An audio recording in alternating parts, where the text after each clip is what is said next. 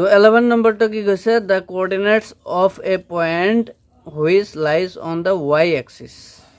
and 5 units away from the origin can be কোনটা হব এইটো হব না এইটো হব না এইটো হব না এইটো হব তো এইটো চোৱা তো এইটো x axis এইটো y axis আছে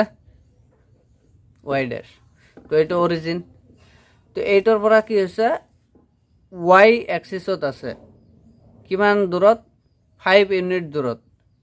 তো হয় উপৰ ফালে হ'ব নহলে তল ফালে হ'ব হৈছে তো উপৰ ফালে হলে কি হ'ব x এর ভ্যালু 0 y এর ভ্যালু y অ্যাক্সিসত যদি পয়েন্ট থাকে x এর ভ্যালু কি হ'ব 0 হ'ব তো এটো 0 তো এটো হয় পজিটিভ 5 হ'ব উপৰ ফালে যাব নহলে এই পয়েন্টটো কিমান হ'ব 0 5 হ'ব নহলে তল ফালে 5 পয়েন্ট আহিব তার মানে 0 নাইবা -5 হ'ব তো এই দুটা পয়েন্ট আমার হব ইয়াত তো এই দুটা পয়েন্ট কত কত আছে সোয়া এটা আছে 1 নম্বরত আছে 0 5 আর এটা আছে 0 -5 এটা আছে 0 5 এটা আছে 0 -5 তো আমার 1 আর 3 নম্বর आंसर তো এটা কোনটা হবে সোয়া 1 আর 3 আছে 1 আর 4 আছে 2 আর 4 আছে 3 আর 4 আছে তো আমার এ নম্বরটা হবে আমার आंसर